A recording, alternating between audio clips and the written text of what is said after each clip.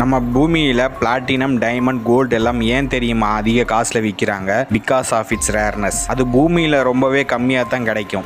ஆனால் நம்ம பிரபஞ்சத்தில் இப்போ நாம் இந்த பிரபஞ்சத்திலேயே விலை உயர்ந்த பொருளை பற்றி தான் பார்க்க போகிறோம். நம்ம பூமியோட மையப்பகுதியில் கார்பன் ஆட்டம்ஸ் அதிக அளவு இருக்கும். அதே சமயம் அதிகபட்ச ஹீட்டும் அதிக ப்ரெஷரும் அந்த இடத்துல இருக்கும். இந்த காரணத்தினால மில்லியன்ஸ் ஆஃப் கார்பன் ஆட்டம் ஒன்றுக்கொன்று கிறிஸ்டல் லாட்டிஸ் ஸ்ட்ரக்சரில் அரேஞ்ச் ஆகும். இதைத்தான் நாம் டைமண்ட்னு சொல்கிறோம். இதே ப்ராசஸ் ஜூபிட்டர், யுரேனஸ், நெப்டியூன் போன்ற கிரகத்தோடைய வளிமண்டலத்திலேயே நடந்துட்டு இருக்குது. இந்த கேஸ்ஜெயின் கிரகங்களின் வளிமண்டலத்தில் அதிகபட்ச மீத்தேன் இருக்கும். அதே சமயம் ஹை பிரஷரும் இருக்கும். நம்ம பூமியை விட அந்த கிரகத்தில் 10,000 மடங்கு அதிக மின்னல் உருவாகும். இந்த மின்னல் அந்த மீத்தேனை ஹீட் பண்ணி கார்பனா மாற்றும். அங்கே இருக்கிற ஹை பிரஷர் இதை வைரங்களா மாற்றும். இதே மாதிரி சூப்பர் நோவாவிலையும் நியூட்ரான் ஸ்டார் கொல்யூஷன்லையும் அந்த நட்சத்திரத்தோடைய கோர்ல நியூக்ளியோ சிந்தசிஸ் ப்ராசஸ் நடக்கும். அதாவது ஹைட்ரஜன் ஆட்டம் வலுக்கட்டாயமா ஒன்றுக்கொன்று ரேபிடா ஃபியூஸ் ஆகும். அப்போதான் கோல்டு, பிளாட்டினம் போன்ற நிறைய உலோகங்கள் உருவாகி இந்த பிரபஞ்சத்தில் சிதறடிக்கப்படும். அப்போ நம்ம பிரபஞ்சத்தில் இந்த தங்கம், வைரம், பிளாட்டினம் போன்ற உலோகங்கள்லாம் ரொம்பவே ஈஸியாக கிடைக்கும் போது